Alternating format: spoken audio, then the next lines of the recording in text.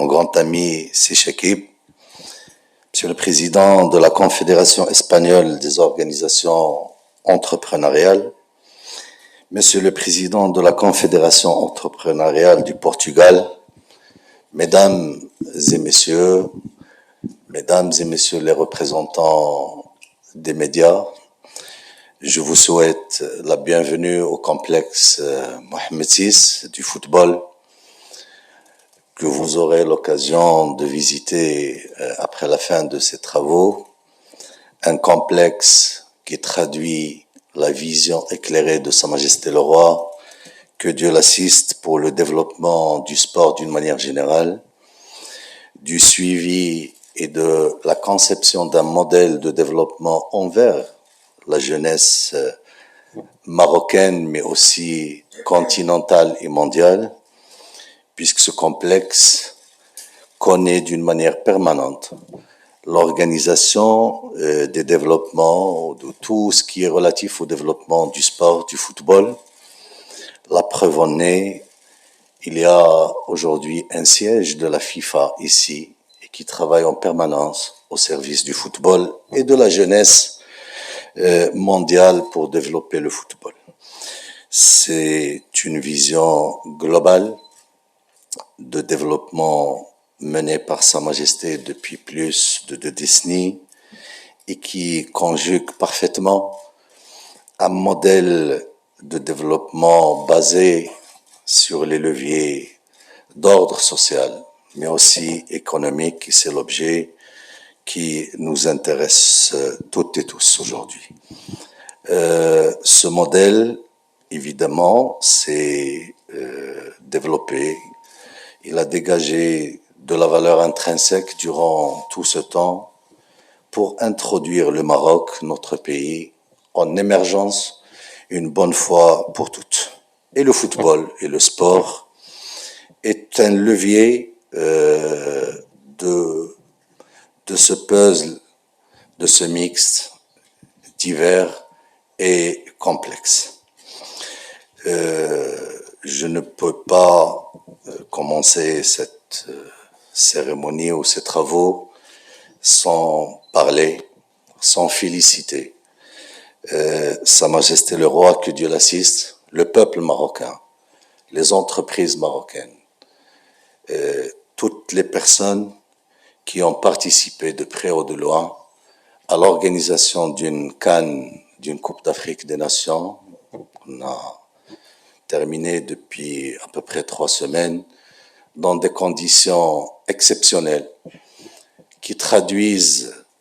le niveau d'évolution, de développement de notre pays, des capacités de nos entreprises. Tout a été fait, construit, organisé par les entreprises marocaines, par les cadres marocains, et c'est une occasion pour les citer et les féliciter encore une fois. Et ça traduit évidemment cette évolution et cette dynamique que connaît le royaume dans tous les niveaux. C'est une Coupe d'Afrique des Nations qui a confirmé l'implication du royaume dans un processus de développement organisationnel exceptionnel et qui évidemment a constitué une étape dans un processus qui nous ramènera en termes d'organisation des événements sportifs ensemble avec nos collègues et nos amis espagnols et portugais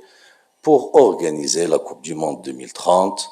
qui, de l'avis de tout le monde, c'est une coupe, et ça sera une Coupe du Monde exceptionnelle. Le football va fêter son centenaire, puisque la première Coupe du Monde a été organisée en 1930. C'est une coupe qui, pour la première fois, sera organisée entre 2 continents, africains et européens, mais aussi par 3 pays. Ces 3 pays, et qui, au-delà de la proximité géographique qui permettra à cette Coupe du Monde d'être exceptionnelle sur tous les niveaux, il y a quand même des siècles de civilisation commune et de construction et de complémentarité civilisationnelle, culturelle et aussi économique entre les trois pays. Ces trois pays, le Royaume du Maroc, l'Espagne et le Portugal, de part et d'autre. Aujourd'hui, il n'y a pas de dépaysement de découvrir des réalisations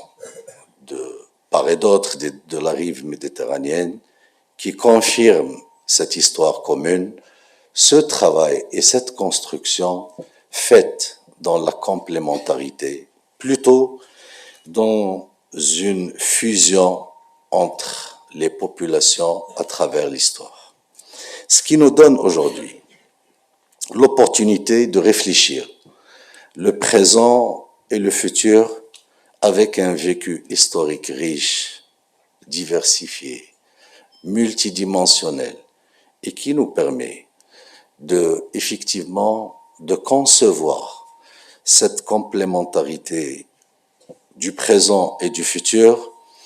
dans une ligne de conduite et dans une trajectoire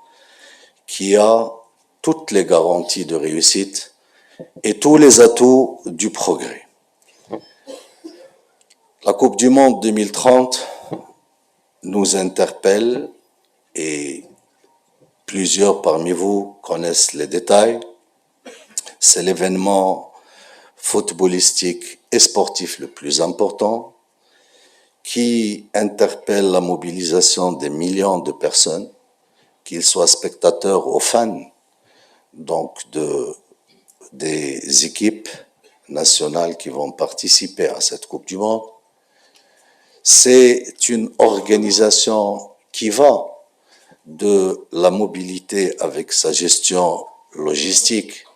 mais aussi sécuritaire. C'est une organisation qui nécessite, entre autres, la mise autour de la table et de réfléchir d'une manière continue et complémentaire à la réussite de cet événement. Le Royaume du Maroc a entrepris plusieurs projets, dont pas mal d'entreprises espagnoles et portugaises sont des partenaires, et je suppose que le mouvement inverse est de réalité et de mise. L'objectif aujourd'hui est de chercher, à relever les défis imposés par le futur qu'on connaît, par le présent avec ses aléas. Tout le monde sait qu'on est dans un monde qui connaît beaucoup d'aléas, beaucoup de perturbations géopolitiques, impactant l'économie, impactant les prévisions, et c'est un défi qui interpelle notre intelligence collective. Les projets sont multiples, les opportunités sont énormes, et ce qui est beau dans une organisation d'un événement du genre, c'est que l'entreprise est le centre de la réussite de ce genre de compétition. La capacité, l'implication de l'entreprise, quelle que soit sa taille, de la petite entreprise jusqu'à la plus grande qui réalise les grands stades, et de la petite qui gère le ticketing et la sécurité d'entrée, sont interpellés à s'impliquer d'une manière intelligente, définitive et complète pour la réussite de ce genre d'événement. Évidemment, l'organisation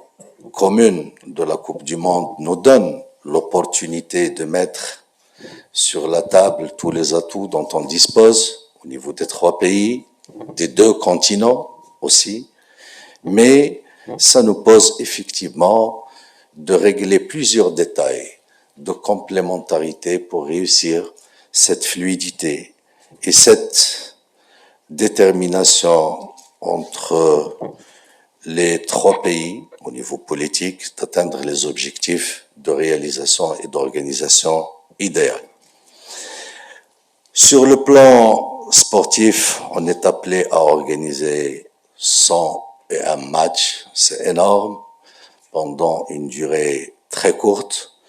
avec évidemment, et comme vous le savez parfaitement bien, avec une organisation de matchs dans une logique mobile. On n'est pas dans l'affectation de groupes par ville ou par pays.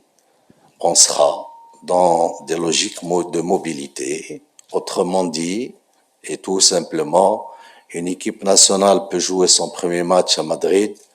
et jouer le deuxième à Marrakech et repartir à Lisbonne pour jouer le troisième et ainsi de suite. Et c'est cette logique qui nous impose une complémentarité pour assurer de l'homogénéité dans tout ce qui est organisationnel, dans tout ce qui est mobilité, logistique, infrastructure, etc. Et je pense que ce rendez-vous dont je vous félicite, je vous remercie sincèrement, j'espère qu'il sera réorganisé avec plus de fréquence pour trouver ensemble les meilleures manières, les meilleures pratiques pour dégager évidemment de la valeur ajoutée souhaitée dans les trois pays, mais aussi relever tous les défis d'organisation et réussir la meilleure coupe du monde de toute l'histoire. Le Maroc a réussi, et de l'avis de tout le monde, l'organisation de la meilleure CAN. Monsieur l'ambassadeur m'a signifié son sentiment avant de rentrer dans cette salle, en assistant à tous les matchs de l'équipe nationale du Maroc. Et je pense que l'expérience footballistique et de l'Espagne et du Portugal mettront et seront là pour mettre ensemble une recette inédite de cette organisation et qui s'inscrit évidemment dans les objectifs qui ont été fixés pour cette Coupe du Monde lors de son annonce par Sa Majesté le Roi, que Dieu l'assiste, à Kigali, en rappelant que c'est une Coupe du Monde qui doit unir les deux continents, la jeunesse des deux rives de la Méditerranée, et qui doit rappeler cette richesse civilisationnelle, culturelle entre les trois pays, pour que la jeunesse actuelle puisse avoir cette occasion de rafraîchir la mémoire de cette culture commune qui constituera, Inch'Allah, un atout pour construire un avenir meilleur. Merci.